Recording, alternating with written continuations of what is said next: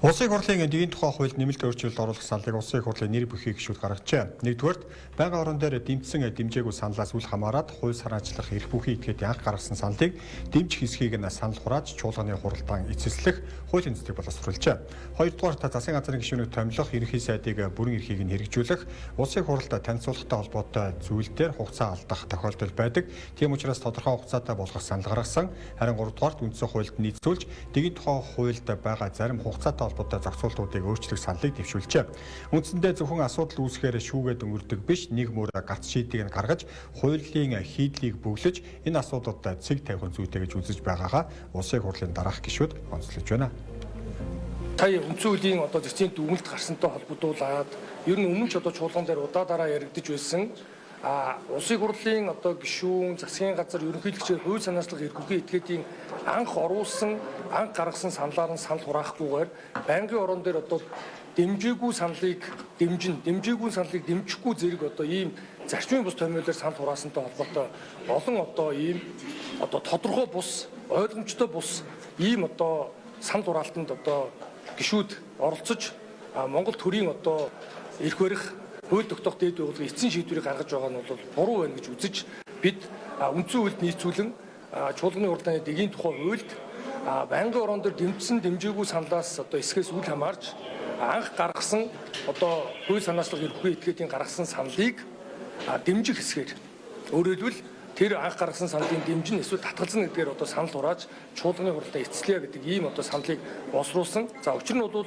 мэргэжлийн байнгын орооны саналыг харгалзаж үзэж чуулганы хурлаар танилцуулалтаа яагаад дэмжсэн яагаад дэмжээгүй гэдгийг тодорхой санал дүгнэлт танилцуулахаас гадна хамгийн гол нь хууль санаачлах эрх бүхий улсын хурлын гишүүний бусад этгээдийн чуулганы нэгдсэн хуралдаанд эцсийн шийдвэрлэх шийдвэрлүүлэх энэ эрхийг хязгаарлахгүй байх үүднээс эцсийн шийдвэр бол улсын хурлын чуулганы нэгдсэн хуралдаанаар гардаг. Тийм учраас нэгдсэн хуралдаан дээр энийг анх гаргасан саналаар нь санал хураажээ гэдэг ийм өөрчлөлт. Хоёрдугаарт нь засгийн газрын гишүүнийг томилох ерөнхий сайдын бүрэн эрхийг хэрэгжүүлэхтэй холбоотой ерөнхий улсын хуралд танилцуулгатай холбоотой энэ зүйл дээр хугацаа алдах тохиолдол байна.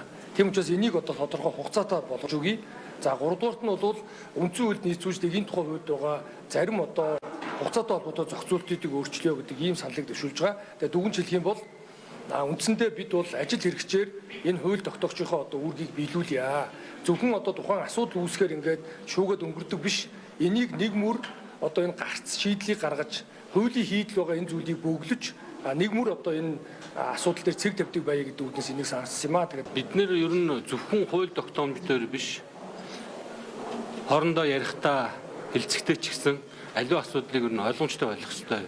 За энийг бол хууль тогтоомжийн хуулинд бол их тодорхой заагаад өгсөн. Би та бүхэнд энэ үндсэн хуулийн цэцгийн дүгнэлтээс уншиж танилцуулах гэж байна. Хууль тогтоомжийн тухай хуулийн 30 дугаар зүйлийн 1 дэх хэсэг заасан хуулийн төсөл хэлзүй найруулгад тавих нийтлэг шаардлага хангасан эсгээр нь бид хэмжинэ гэсэн байна. За энэ нийтлэг шаардлага гэдэг дотор юу байдаг вэ гэхээр нэг нэр томьёогоор өөр ойлголтыг илэрхийлэхгүй байна. За түүнчлэн үг хэллэгийг монгол хэл бичгийн дүрэнд нийцүүлэн хоёрдуул утгагүй товч тодорхой ойлгоход хялбар үчих гэдэг юм зүйл болчих. Саналын томьёолол дээр дэмжихгүй дэмжинэ гэдэг яг эсрэг утгатай үг ингээ хоёулаа зэрэгцээд ороод ирэхээр энэ дээр бол үндсэндээ ойлголцын зөрөө гарч эхэлдэг. Өөрөөр хэлбэл энэ бол юу вэ гэхээр үндсэн хуулийн цэцгийн дүгнэлтээр бол ойлгоход хялбар байх зарчмыг мөсвөл энэ шаардлагад нийцээгүй байна гэсэн ийм дүгнэлт гарсан. Санаа нь юу вэ гэхээр та бүхэн бодоод үз. Хэрвээ саяны асуудлыг хоёр байнгын хороогоор хэлсэн бол нэг байнгын хороогоор хэлцээ дэмжсэн. Нөгөө байнгын хороогоор хэлцээ дэмжээгүй. За тэгэнгүүт тэр байнгын хороогоор дэмжсэн. Дараагийн байнгын хороогоор дэмжээгүй. Тэр саналыг дэмжин эсвэл дэмжихгүй гэж санал хураах болчих واخгүй. Нэг өгүүлбэрт кичнээн удаа дэмжихгүй гэдэг үгийг оруулах тусам тэр хэмжээгээр тухайн өгүүлбэрийн утга нь алдагдах байхгүй.